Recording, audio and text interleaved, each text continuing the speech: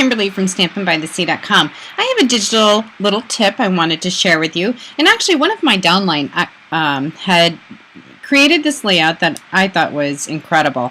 And so many questions, though, from my customers was, how did she do it? So I wanted to show you something that I think we tend to forget about with cropping and the brush tools that we can do with some of these great stamp brushes that Stampin' Up! Has. So let me show you. I'm going to pop over to this particular page, and my downline Tammy had done a great job of cropping out some letters. So let me show you actually what this looks like to begin with. And let's go to the actual stamp brush. And it's under Be Awesome Today. It's an awesome kit. And let me find it here. Here it is. So this is the actual stamp brush. Let me just move this up. And it's a calendar, and it's a great calendar. But this calendar also has some awesome stamp brushes and embellishments that go along with it, as well as papers. In fact, it's got some of my favorite papers that I use. So she had put up here, Mom of Perpetual Awesomeness, and I loved that. I love the whole look. But let me show you how you can change that so it doesn't say calendar, and you can put somebody else's name, like I put my son's, or like she did, her mom. So I'm going to come over here and use my coloring tool. And I'm going to go ahead and make this white. And I'm going to come up here and just go around and kind of erase it, but it's not really being erased. I'm coloring it, but you're not going to be able to see that the calendar because of the way I created it. All right, and now I'm actually going to take out the word of as well. I just want that. All right, come down here and hit OK.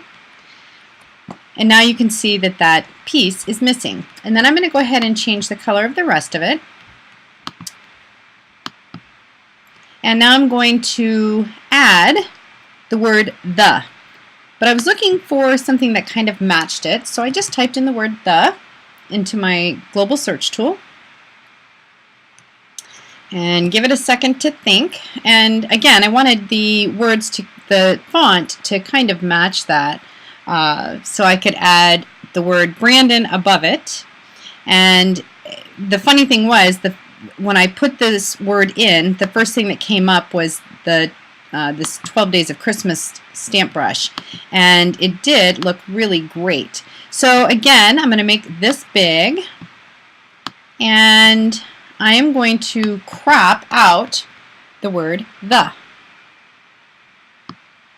Get it as close as I can.